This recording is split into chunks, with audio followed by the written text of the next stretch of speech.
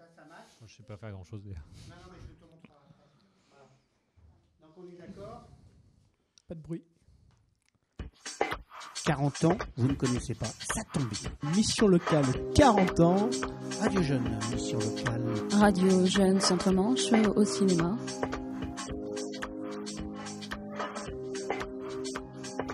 Mission locale gagnant. 40 ans. Des séances pendant 3 jours. Beaucoup de bénévoles. Théâtre, cinéma. Court-métrage. Film, Cinéma, court-métrage. comédie, court-métrage, animation. Également jamais égalué. Bonjour à toutes et à tous, bienvenue sur la web radio de la mission locale de 40 ans, Radio Jeune. Je suis en compagnie de deux invités, cofondateurs des Égaliantes, si je me trompe. Alors présentez-vous, s'il vous plaît. Eh ben, je m'appelle Maxime Delaunay, voilà, j'ai 37 ans, je suis producteur de cinéma, je suis originaire de 40 ans et j'ai fondé ce festival avec mes amis, dont l'un qui est à côté de moi, il y a 4 ans maintenant. Voilà. Donc Emmanuel Bellamy, je suis directeur technique d'une agence de communication et secrétaire d'Azuri qui a créé les Égaliantes. D'accord. Et comment cette idée vous est venue à l'esprit ? En fait, on s'est rendu compte il y a quelques années, il y a 4-5 ans maintenant, il y a 5 ans on va dire, que le festival, que le cinéma, pardon, pas que le festival, que le cinéma était en train de péricliter, c'est-à-dire qu'en fait on était tombé à 17 000 je crois, un petit peu moins de 17 000 spectateurs à l'année pour une ville de 40 ans qui fait 6 000 habitants, donc c'est des ratios qui sont pas bons en fait en termes de moyenne nationale, donc il fallait le dynamiser, voilà. Et on s'est dit, bon, qu'est-ce qu'on fait ? Est-ce qu'on laisse comme ça ou est-ce qu'on essaye de nous d'amener un petit peu des choses qu'on connaît, des gens qu'on aime, des films qu'on peut projeter et auxquels on peut avoir accès, quoi. Voilà. Donc on s'est dit, bah allez, on se lance. On avait créé une association qui s'appelle Azuri, un peu comme vous êtes en train de faire là. C'est-à-dire qu'en fait, quand on avait à peu près votre âge, peut-être pas loin, en fait, on avait créé cette association qui s'appelait Azuri et qui avait pour but d'organiser des événements culturels et sportifs. Voilà. Donc on avait déjà organisé des concerts au théâtre de 40 ans, on avait organisé des tournois de foot, des tournois de hand, on avait fait du sponsoring pour les clubs de foot, des clubs de hand, etc. Cette association, elle était en sommeil depuis longtemps maintenant. Et on s'est dit, allez, hop, on repart et on crée un festival. Et on a créé les Égaliantes. Les Égaliantes, ça veut dire les éblouissantes en normand, puisque tout le cinéma vient de la lumière. Donc on voulait éblouir, en fait. Enfin, pas nous, mais les films qu'on projette. Et on s'est dit, allez, on va aller voir la mairie. Et on leur dit, on n'a pas besoin d'argent. On a juste besoin de la salle du cinéma. Donc vous nous la prêtez. Puis on essaye de faire en sorte que ça fonctionne. Voilà. Et donc avec nos propres moyens, je serais tenté de vous dire, c'est-à-dire Emmanuel qui a tout ce savoir-faire en termes de com, en termes de digitalisation, Sébastien que vous allez interviewer tout à l'heure qui a ce savoir-faire graphique, c'est lui qui a créé le logo, c'est lui qui a créé un peu toute l'expression du festival, Pierre-Olivier Madeleine qui est l'organisateur du festival Papillon de Nuit, qui a ce savoir lui plutôt en termes de logistique et d'organisation d'un événement culturel. Et puis on a demandé à des amis qui sont autour de nous, Céline Durier qui est là-bas et que vous connaissez maintenant, qui est une artiste incroyable, qui à chaque fois qu'on a créé des festivals est venue nous aider pour l'organisation, tout ce que vous voyez autour, hein, on ne peut pas le voir à la radio, mais j'imagine que vous pourrez peut-être voir des images sur le web ensuite, toute la déco en fait autour. En fait, chacun est venu avec son périmètre de confort et sa qualité de travail, voilà. Et puis ça fait 4 ans maintenant que ça dure et ça fonctionne. Voilà. Donc on peut dire que vous êtes tous et toutes très investis dans la région, parce que le festival Papillon de Nuit est quand même un gros festival qui rassemble des milliers de gens chaque année. Ouais. Et du coup, c'est un peu une bande d'amis, on peut dire, qui a créé ça, quoi, tout ça.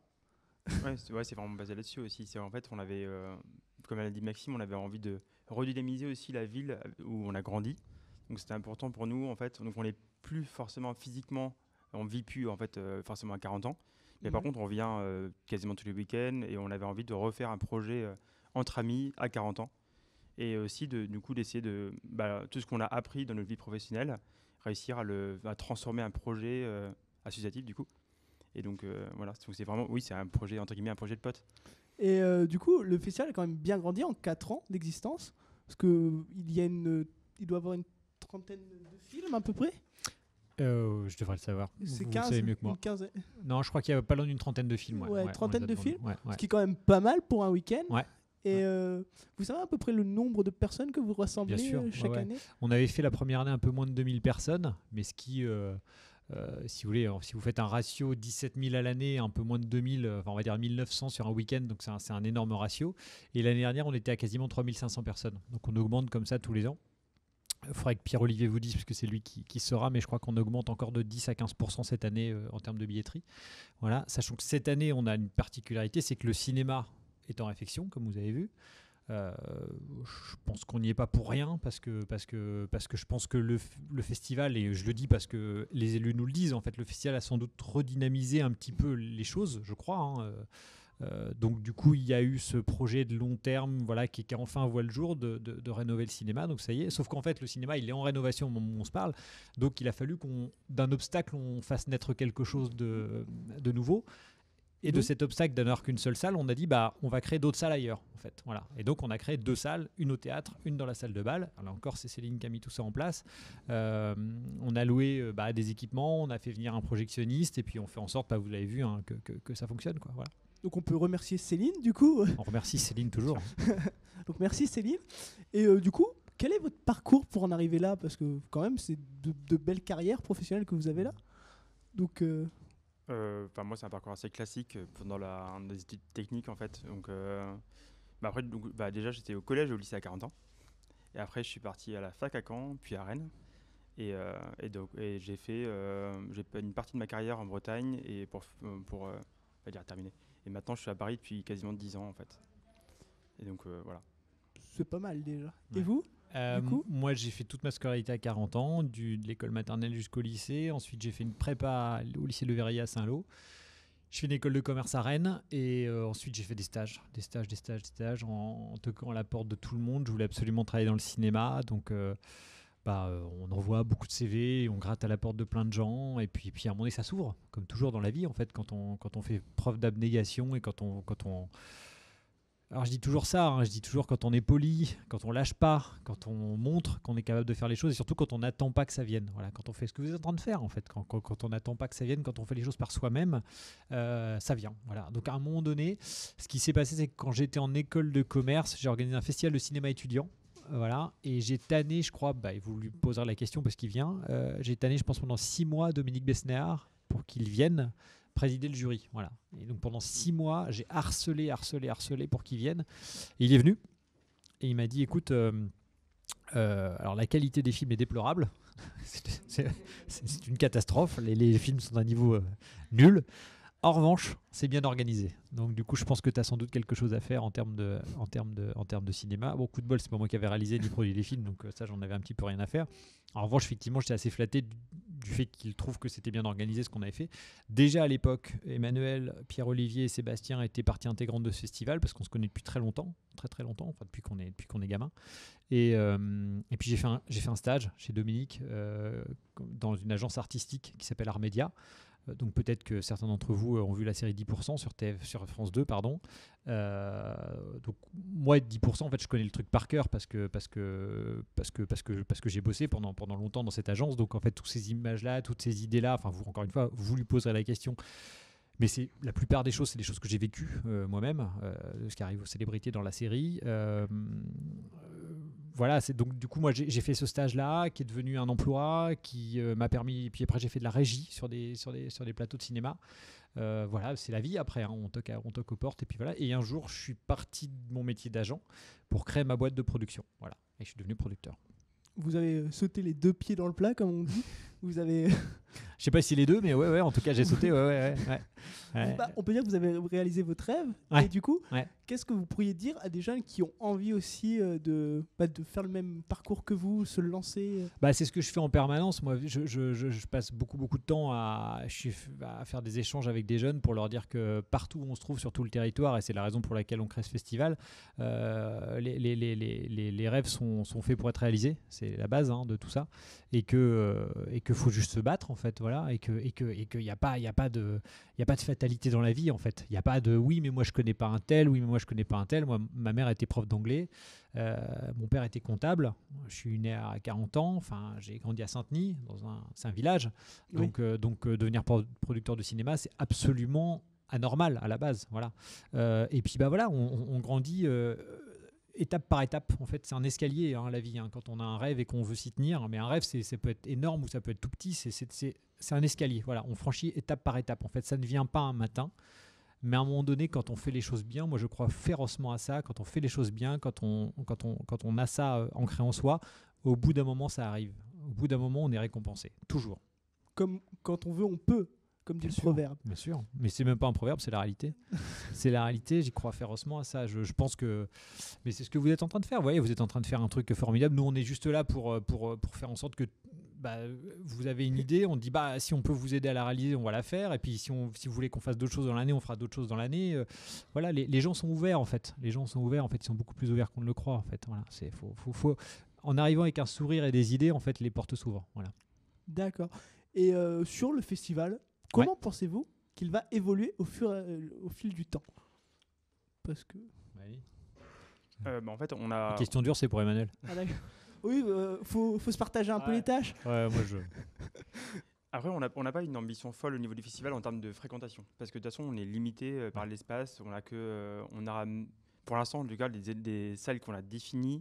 C'est du coup les 2 salles qu'on a prises cette année, en plus du cinéma. Donc en fait, c'est compliqué de dépasser cet espace-là et on ne souhaite pas quitter 40 ans. Donc c'est vraiment un truc qui est important pour nous. Parce qu'on a été...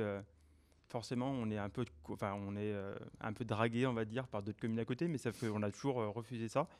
Et donc en fait, voilà, faut que ça reste à une petite échelle, en fait, parce que ça permet aussi de rencontrer plus facilement les artistes.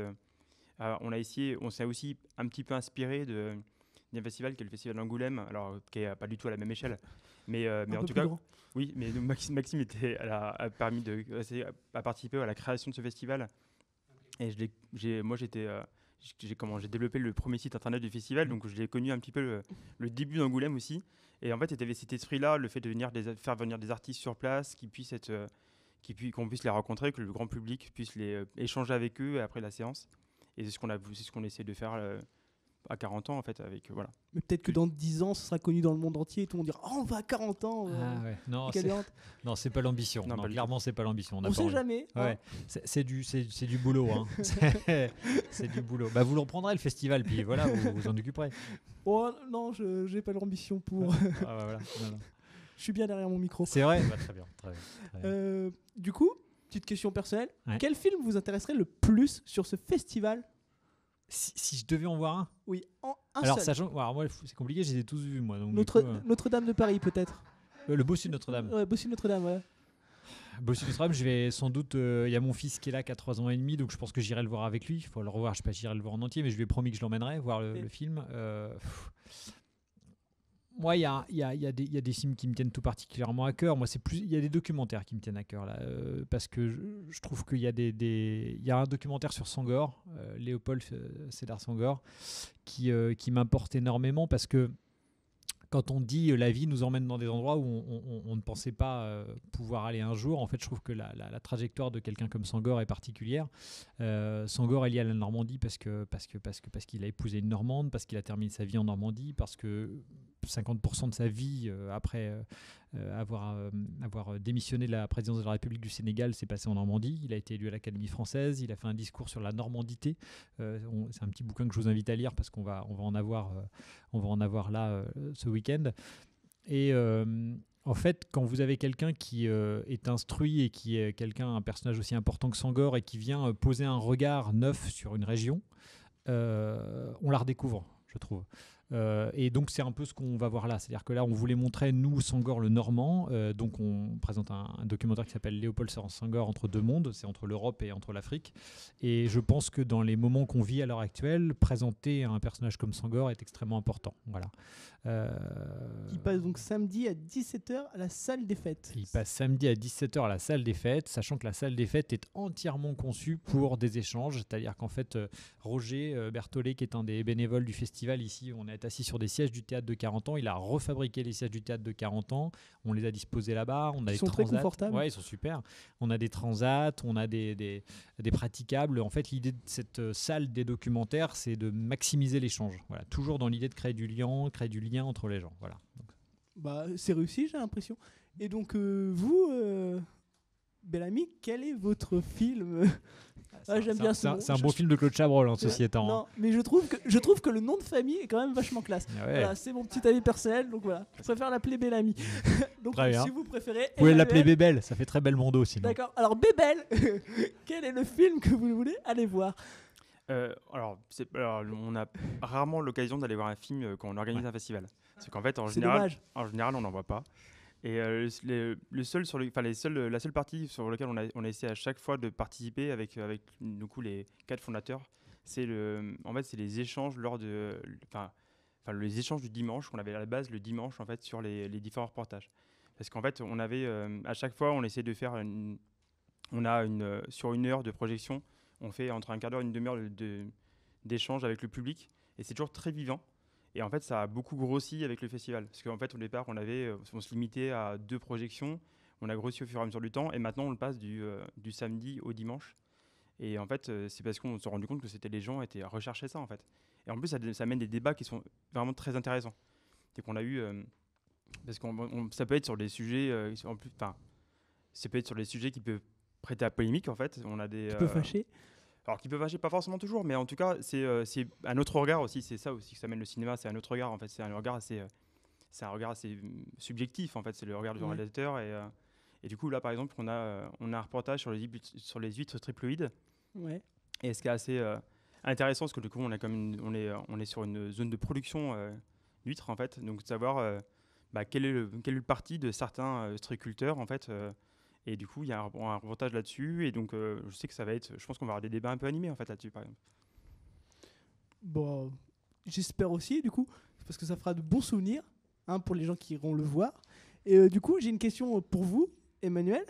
C'est plus Bellamy alors maintenant. Bellamy, Emmanuel, Bébel. On va l'appeler Bébel. Voilà, je me suis égaré, Bébel. Et Bébel, on m'a passé une petite mémo pour vous poser une question. Est-ce que vous recherchez des jeunes comme bénévoles, stagiaires dans votre domaine?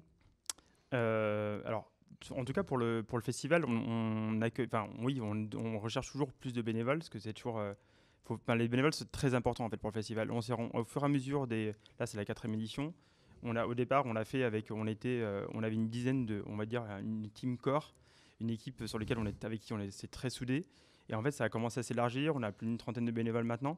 Et en fait, avant, on commençait la déco, par exemple, le jeudi, pour un festival qui commençait le vendredi. Là, Céline, elle a commencé, c'est presque 6 mois avant qu'elle a commencé vraiment à concevoir des choses et même à imaginer des choses quasiment 1 an avant. C'est une édition pour l'autre. Donc en fait, pour faire ça, on a besoin d'avoir des gens qui sont même présents ici, en fait, parce que comme je l'indiquais tout à l'heure, nous, on n'habite pas forcément ici, donc on a besoin d'avoir vraiment cet ancrage local. Et du coup, les bénévoles sont indispensables pour ça, en fait. Donc oui, on recherche des gens motivés. Et voilà, je pense que ça apporte beaucoup de choses. Et le milieu associatif apporte forcément beaucoup de choses. Donc en fait, je trouve que c'est important de relancer ça. C'est un point que je n'ai pas forcément évoqué tout à l'heure, mais en fait, sur nos 4 carrières pro sont parties aussi d'Azzurri, en fait. C'est qu'en fait, on avait chacun notre domaine d'expertise. On a fait beaucoup de choses dans le cadre de l'association. Et en fait, on s'est spécialisé. Et en fait, Maxime est parti sur la production, Pierre-Olivier est parti de la gestion d'un festival. Moi, j'ai commencé en faisant des petits sites internet dans le cadre de l'asso. Et maintenant, j'ai 30 ingénieurs dans mon équipe. Donc voilà, on a tous évolué comme ça. Sébastien, pareil. Et du coup, voilà. Donc je pense que l'association, c'est vraiment très, très important pour se développer. Et merci à vous d'avoir pris de votre temps sur le festival. Donc, merci à Bébel et à Maxime Delaunay. C'est ça, exactement. Pour avoir pris votre temps. Et du coup, j'espère que le festival marchera bien cette année. Merci. C'était Redfish. Bonne journée à vous. Merci beaucoup. Merci. 40 ans, vous ne connaissez pas, ça tombe bien. Mission locale 40 ans. Radio Jeune, mission locale. Radio Jeune Centre-Manche au cinéma.